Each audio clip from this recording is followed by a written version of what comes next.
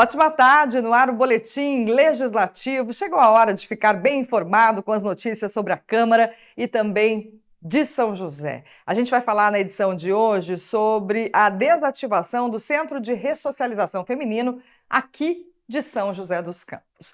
Um outro destaque é o processo de modernização da iluminação pública aqui da cidade. A Prefeitura está instalando lâmpadas de LED em várias vias do município. E a alerta da Unesco chama a atenção para o conteúdo de desinformação, que é classificado como o principal risco para o combate às mudanças climáticas. Tudo isso na edição de hoje, então você é o nosso convidado a ficar aqui com a gente. Para começar o boletim, vamos falar sobre o fechamento do Centro de Ressocialização Feminino aqui de São José dos Campos. A unidade ficava na região central da cidade e abrigava 100 mulheres. A Secretaria de Administração Penitenciária não deu detalhes sobre a desativação e informou que ela ocorreu por questões operacionais. Quem passa pelo centro de São José já deve ter visto esse prédio azul na esquina da Travessa Francisco Almada com a Avenida Madre Teresa, em frente ao banhado. Aqui funcionava uma unidade prisional feminina, que recentemente foi desativada pelo governo estadual. O Centro de Ressocialização Feminino de São José dos Campos, localizado na região central, foi inaugurado em 2022 e abrigava cerca de 100 mulheres. Segundo a Secretaria da Administração Penitenciária, o local foi desativado por questões operacionais. Em nota, a SAP informou que as transferências das reeducandas já foram concluídas, uma vez que havia disponibilidade de vagas em outras unidades femininas da região. A secretaria, no entanto, não informou para quais presídios as mulheres foram levadas. Há informações de que algumas delas foram para o presídio feminino de Tremembé, no Vale do Paraíba. Para a vereadora Amélia Naomi, a desativação do Centro de Ressocialização é um ato desumano contra as presas e familiares. Não pensou nas famílias das presas, que já vinham fazendo, algumas eram presas fechadas, outras no semiaberto. Essa do semiaberto fazia serviços na região, trabalhavam, e fechar de um dia para a noite, sem avisar ninguém, foi muito desumano. A maioria das mulheres presas são abandonadas pelos maridos. Então, quem cuida delas são os familiares mais próximos, filhos, né?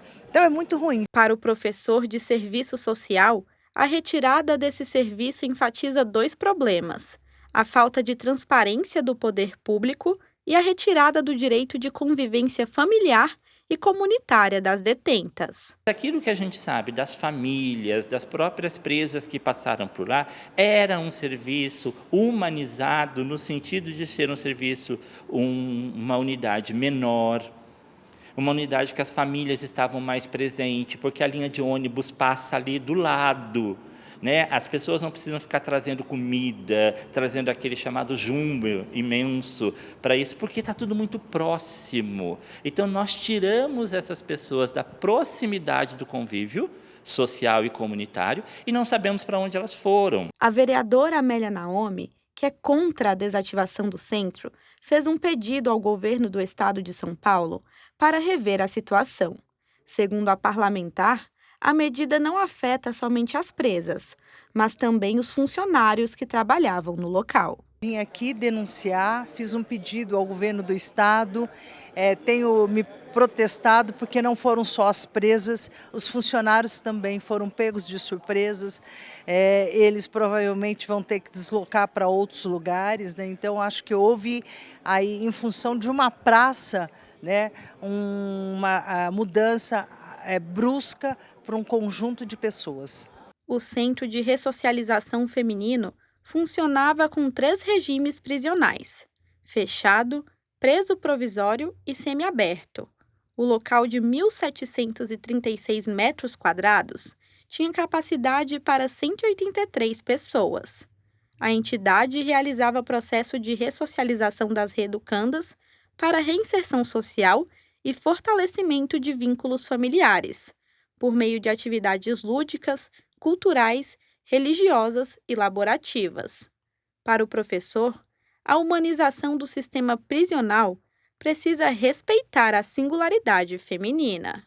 Nesse sentido, desativar o centro de ressocialização pode ser um retrocesso. Quando a gente tira esse serviço daqui, aonde essas pessoas passarão a ser atendidas? E se nós não sabemos disso, a gente perde o atendimento e a gente perde a composição da rede de proteção social. Ainda sobre esse assunto, a Prefeitura estuda construir uma praça no local onde ficava a unidade prisional. A proposta está alinhada ao programa Urbaniza Centro. Quem vai trazer mais informações para a gente sobre esse assunto é a repórter Ana Vitória Caxias. Oi, Ana, boa tarde para você. Conta para a gente. Oi, Fran, boa tarde para você, boa tarde a todos que nos assistem. Olha só, o Centro de Ressocialização foi desativado no último dia 14 e as presas já foram transferidas e agora a gente vai entender melhor o que vai ser feito nesse espaço. Para a gente entender melhor, eu converso com o Alexandre Blanco, assessor de projetos especiais da Prefeitura. Blanco, a gente está aqui na frente do centro e a gente sabe que esse espaço é do governo do estado de São Paulo. Como é que está essa tratativa entre a Prefeitura e o governo do estado? Boa tarde. Boa tarde. Essa tratativa, na verdade, começou há mais de um ano, quando nós lançamos aqui o programa de revitalização de todo o nosso centro da cidade, no programa Urbaniza Centro. Isso foi feito em fevereiro do ano passado, com a presença do nosso vice-governador Felício Ramute e o prefeito Anderson. Então, quando nós fizemos esse lançamento da revitalização, dessa nova etapa de revitalização, nós já fizemos várias obras aqui no centro, né? O enterramento dos cabos da Rua 15, a reforma da Praça Afonso Pena, a reforma da antiga Câmara Municipal, várias reformas de prédios históricos e praças. Então, a reforma do presídio, na verdade a demolição do presídio e transformação numa praça, ela já foi anunciada um ano atrás como uma intenção tanto da Prefeitura de São José dos Campos como do Governo do Estado através do vice-governador Felício. Então essa tratativa vem há um ano. O Felício ajudou a gente a fazer essa negociação lá com a Secretaria de Administração Penitenciária e houve essa desocupação agora e a gente fez aqui no paralelo um projeto já de uma praça que a gente está finalizando o projeto com a Secretaria de Obras para assim que a gente conseguir ter a posse do imóvel, transferência do Estado, a gente construir a praça. O senhor falou que vai virar uma praça. De onde surgiu essa ideia desse ponto em específico virar uma praça? A primeira ideia é de demolição, né? Porque é a única cidade do estado de São Paulo que tem um presídio no centro da cidade. Nós temos aqui um centro histórico importante e aqui ainda é de frente para o nosso principal cartão postal, que é a Orla do Banhado, que é o nosso banhado. Então não faz sentido ter um prédio que é um presídio. Então a única solução é a demolição, é um prédio que é feito para presídio, com cara de presídio, obviamente. Então a primeira ideia é a demolição. Então, se vai demolir, o mais adequado de frente para o banhado, que a população vai gostar e que vai combinar com essa revitalização do centro.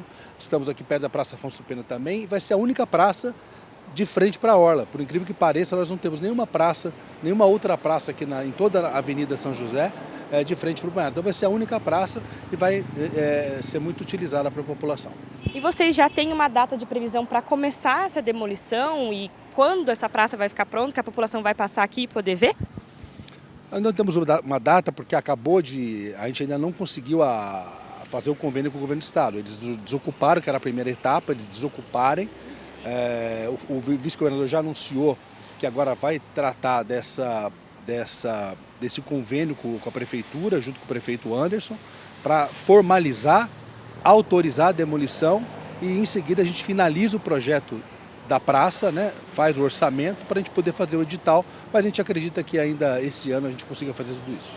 E o que a população pode esperar dessa praça? Que demandas que ela vai atender para quem futuramente vai passar por aqui e encontrar essa praça no lugar desse centro de ressocialização?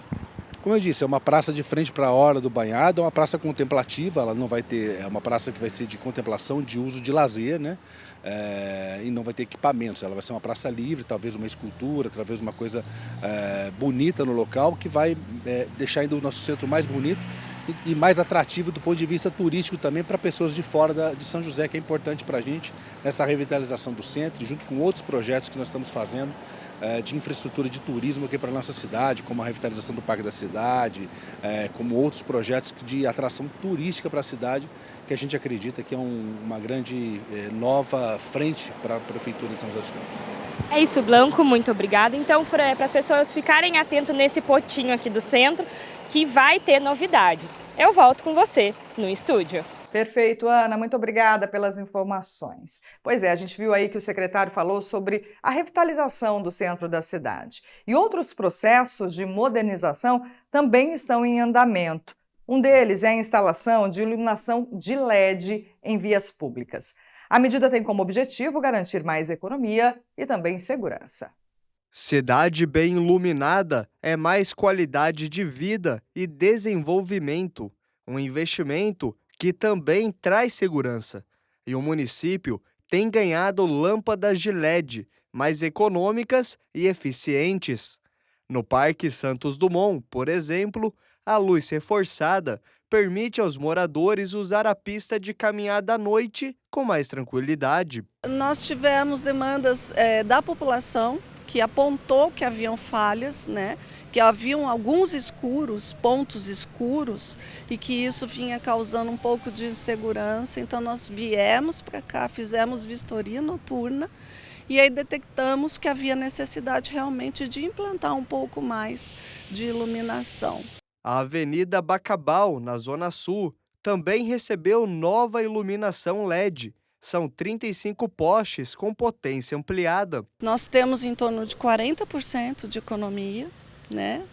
Depois que houve a troca das luminárias por LED, então é uma economia muito significativa.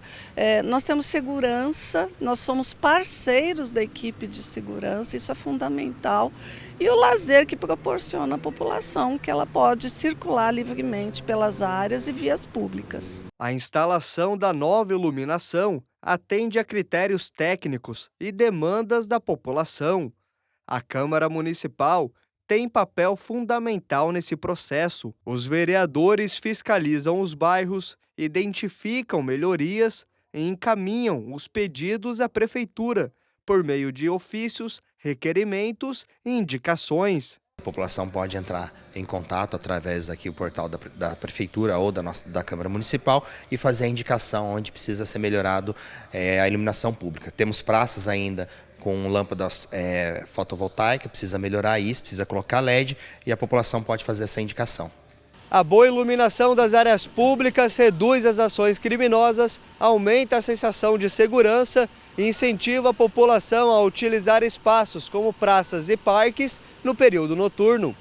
Primeiro ela traz aquela sensação de segurança à população. Então o trabalhador que está chegando à sua residência, o estudante, o local que está bem iluminado traz essa sensação e também diminui os furtos, os crimes praticados aqui pelos criminosos de São José dos Campos. Atualmente, de acordo com a Prefeitura, 100% das vias públicas já contam com as lâmpadas de LED, um serviço importante que promove o bem-estar e garante uma cidade mais segura para todos os moradores. Inclusive para os profissionais que trabalham com a segurança, é fundamental que nós colaboremos com essa iluminação, porque o trabalho deles facilita, as câmeras têm maior visibilidade e assim, colabora no geral para todo mundo. Vamos falar de saúde? Especialistas sempre trazem dicas de cuidados e bem-estar aqui no Boletim. É o quadro Pílulas de Saúde.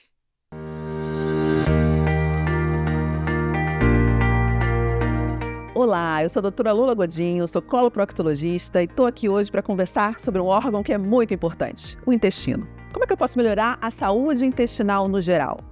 Bom, o intestino ele é super importante na parte de absorção de nutrientes, ele é muito importante na saúde geral, afinal de contas, quando eu tenho alguma alteração do hábito intestinal, eu tenho uma diarreia, eu tenho uma urgência, eu tenho acidentes quando tem escapes de fezes, por exemplo, que eu não quero, ou quando meu intestino não funciona, eu fico enfesado, com constipação importante, prisão de ventre. Como melhorar tudo isso? O intestino vai impactar na nossa saúde mental e às vezes é importante uma equipe para assessorar, né, nesse tratamento, com psicólogos, nutricionista, afinal de contas os alimentos são condição sine qua non para o intestino funcionar melhor. O que eu coloco na minha boca? Fugir de alimentos ultraprocessados, o consumo de água, de fibras, de nutrientes in natura, né? Hoje a nossa vida é muito atarefada, compromete a saúde intestinal no sentido de que a gente não se exercita, não toma água devida e se alimenta muito mal com aquilo que é pronto já para uso, né? descascar mais e desembalar menos, né? Cuidar do nosso sono, da relação familiar, da exposição ao sol. Então, a saúde intestinal ela é muito variada. A gente precisa de uma equipe que seja multidisciplinar para abordar todos esses componentes. E a gente precisa diariamente pensar o que eu estou fazendo pelo meu intestino. Vamos dar uma caminhada, vamos nos alimentar melhor, vamos procurar dormir bem. Esse é o segredo para o nosso intestino funcionar legal.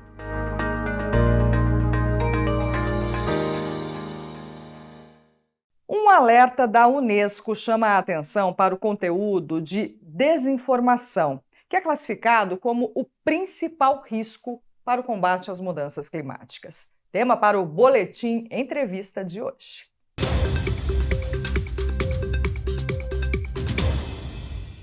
Olá, sejam todos bem-vindos ao Boletim Entrevista. Enchentes, deslizamentos, seca e calor fora de época serão cada vez mais comuns, efeitos provocados pela crise climática e agravados pela desinformação, que muitas vezes prejudica o combate ao aquecimento global. E para falar mais sobre o assunto, trouxemos o Jefferson Rocha, ele que é ambientalista, sustentabilista também, né? Bom, Jefferson, muito obrigado pela sua presença. Saiu uma pesquisa do Datafolha em 2023 dizendo que os brasileiros que têm 45 anos ou mais, 21% não acreditam no impacto das ações humanas para o aquecimento global. Por que isso acontece? Rapaz, antes eu agradeço a oportunidade de estar com vocês aqui da TV Câmara. A questão, eu diria que é muita informação até, tá? Eu posso dizer que eu sou de 68, né? Então nós vivenciamos toda essa transição tecnológica e é muita informação ao mesmo tempo e oportunismo por parte de pessoas que lucram com essa desinformação, né? E acaba causando um caos. E nós estamos, dia após dia, aprendendo a lidar com as redes sociais. Então essa desinformação, a falta também de educação ambiental para a base, podemos ter uma certeza, a próxima geração ela virá já embarcada com maior conhecimento dessa questão da mudança climática. E para nós ainda vivenciamos o período daquela carta de Pero Vaz de Caminha. Nessa terra tudo dá, tudo é maravilhoso, nada acontece. Mas está acontecendo dia após dia, e temos sim que nos preocupar. Perfeito. E essa desinformação, ela acaba impactando também na mobilização da sociedade sobre o assunto, de entender melhor o impacto dessas mudanças? Sim, certamente.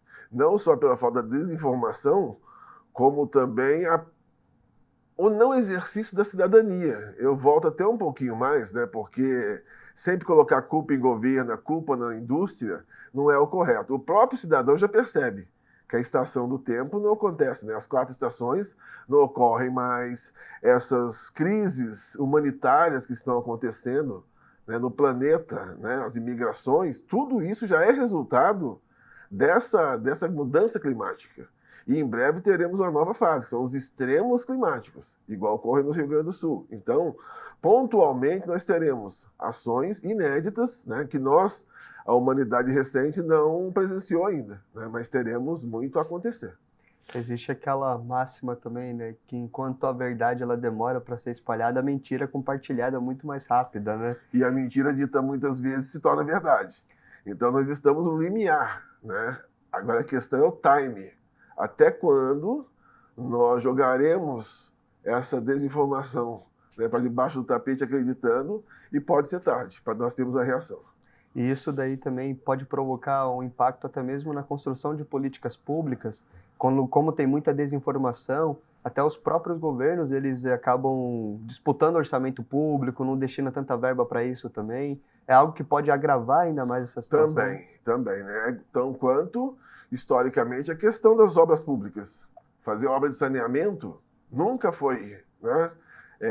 Nunca foi benquista, porque sempre foi feito subterrânea, né? Então, já tem já é uma questão histórica, tal como uma questão simples. Nós darmos as costas para os rios, né, para os cursos d'água. O que seria correto é você ficar de frente para o curso d'água, tratá-lo, não como uma lixeira, né? Normalmente você vê essas residências de baixa renda, geralmente aquele córrego que é o lixão deles, que deveria ser o contrário, né? Você enxergar, porque dali vem a vida, né? A água. Perfeito. E o que pode ser trabalhado, né, para poder a gente conseguir trazer a conscientização da sociedade, combater essa desinformação? Propaganda, conscientização. E política pública, particularmente na questão dos bairros, né?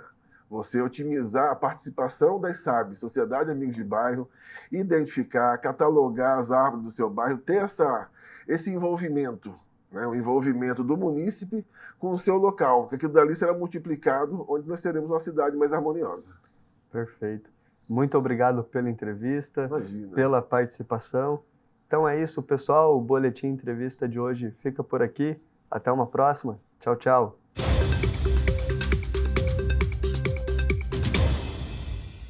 Vamos saber como ficam as temperaturas na previsão do tempo.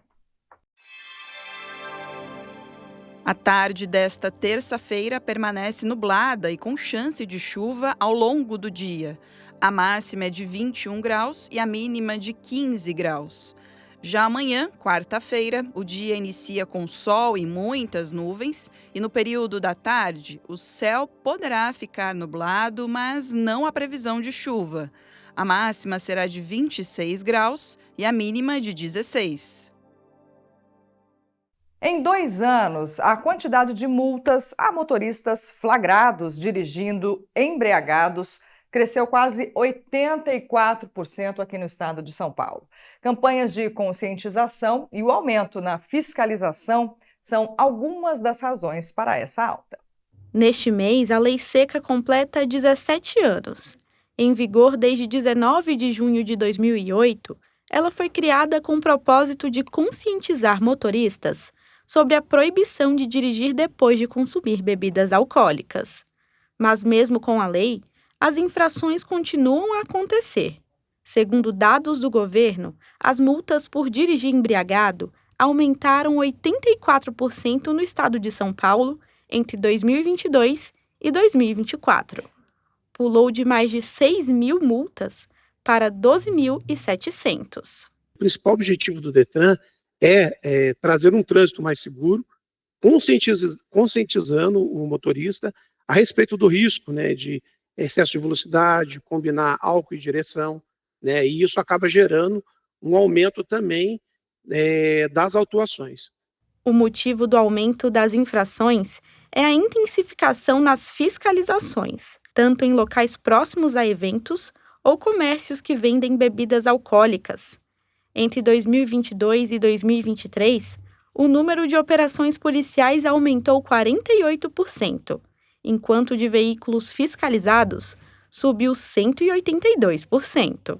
Trabalhamos com o etilômetro passivo, né? O etilômetro passivo ele só fornece a coloração verde ou vermelha.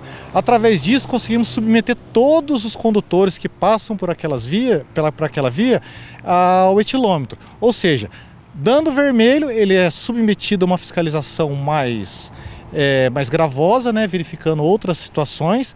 Dando verde, ele é liberado automaticamente por não ter o efeito sobre álcool. Após essa separação na triagem, ele é submetido pelo etilômetro ativo. Esse sim vai verificar o quê? Se ele está só alcoolizado ou talvez embriagado. Se for embriagado, ele pode ser conduzido inclusive ao DP. E as campanhas de conscientização são uma importante ferramenta para educar sobre os riscos de dirigir alcoolizado. Nosso município, em parceria com forças de segurança, realiza durante todo o ano ações educativas com o objetivo de prevenir acidentes de trânsito. A gente vai em bares muitas vezes, faz essa orientação com os próprios frequentadores, né, de uma forma bem leve, para que eles entendam que a gente não é contra a bebida, mas o que não pode beber e dirigir. Então a gente leva o bafômetro, mostra para o pessoal, explica o que acontece numa blitz se eles forem pegos, né, com alcoolemia, a multa, né, a penalidade de perder a carteira ou o crime de trânsito. Para sensibilizar os motoristas, um carro totalmente danificado e um garrafão inflável de 4 metros chamaram a atenção nesta blitz, realizada na Avenida Juscelino Kubitschek. Eu acho muito necessário porque Embora as pessoas saibam que não deve beber e dirigir, infelizmente ainda acontece, né? Eu acho também que tem muita facilidade nas estradas, esses comércios que vendem bebida nas estradas, essas coisas, até deveria ter um controle melhor. A campanha ela é necessária, tem que ser sequência todo o tempo, falando com as pessoas, fazendo blitz educativas, ensinando, conscientizando principalmente os alunos das escolas. Desde pequenininho saber que não pode beber e dirigir. Eu vejo assim, trabalhando na noite, né? Que muitas pessoas não respeitam a questão de beber e dirigir, então é super importante. Além do risco de acidente, conduzir veículos sob efeito de álcool traz consequências legais e punições severas. Considerado infração gravíssima, o valor da multa é de R$ 2.934,70. Em caso de reincidência, o valor da autuação dobra. Além disso, o motorista flagrado alcoolizado está sujeito à suspensão do direito de dirigir por 12 meses e pode ter a CNH e veículos recolhidos. Em casos mais graves, a pena de detenção pode variar de 6 meses a 3 anos. Álcool e direção não combinam. Se for beber, não dirija. E a dica de escolher um motorista da rodada é sempre válida. Assim, todo mundo se diverte sem correr risco de prejudicar a própria vida e a do outro. O copinho já é o suficiente para você complicar a vida sua e dos outros. Não, né? Porque você está na estrada aí, de repente vê um cara chapado aí, pega seu carro, te derruba, mata sua família aí. É complicado. Melhor não. Está na busca de uma vaga no mercado de trabalho? Na agenda de serviço de hoje, a gente te mostra as oportunidades abertas no PAT. O PAT, o Posto de Atendimento ao Trabalhador de São José dos Campos, tem oportunidades de emprego para ajudante de carga e descarga de mercadoria, ajudante de motorista, ajudante de obras, ajudante de pizzaiolo, ajudante de serralheiro, assentador de canalização, assistente de vendas, atendente de lanchonete, atendente do setor de frios e laticínios, auxiliar de cozinha, auxiliar de limpeza, auxiliar de planejamento, auxiliar de serviços gerais, corretor de imóveis, costureira em geral, cozinheiro do serviço doméstico, cozinheiro geral, cuidador de idosos, eletricista, eletricista montador, eletromecânico de manutenção de elevadores, empregado doméstico diarista, empregado doméstico nos serviços gerais, fiscal de obras, fisioterapeuta geral, instalador reparador de linhas telefônicas e telegráficas, leitor de medidores de água, gás e energia elétrica, motorista de caminhão guincho pesado com manque, motorista operacional de guincho, operador de escavadeira, operador de teleatendimento ativo, pedreiro, pintor, serralheiro, servente de obras, técnico em instrumentação, técnico de materiais, técnico em eletrotécnica, telhador, tratorista operador de roçadeira, tubista e vendedor interno, e ainda vagas para pessoas com deficiência no cargo de auxiliar administrativo, auxiliar de limpeza, operador de telemarketing ativo e porteiro. E para se candidatar é muito fácil, é só comparecer ao PAT levando RG, CPF, carteira de trabalho e o cartão cidadão. O PAT fica na Praça Afonso Pena, número 175, no centro. E termina aqui mais uma edição do Boletim Legislativo. Muito obrigada pela companhia. Se quiser rever algum conteúdo, é só acessar o YouTube TV Câmara SJC. E também pelo YouTube, você pode acompanhar hoje, ao vivo, a partir das 4 horas da tarde, a sessão plenária. A gente volta a se encontrar amanhã. Tchau, tchau.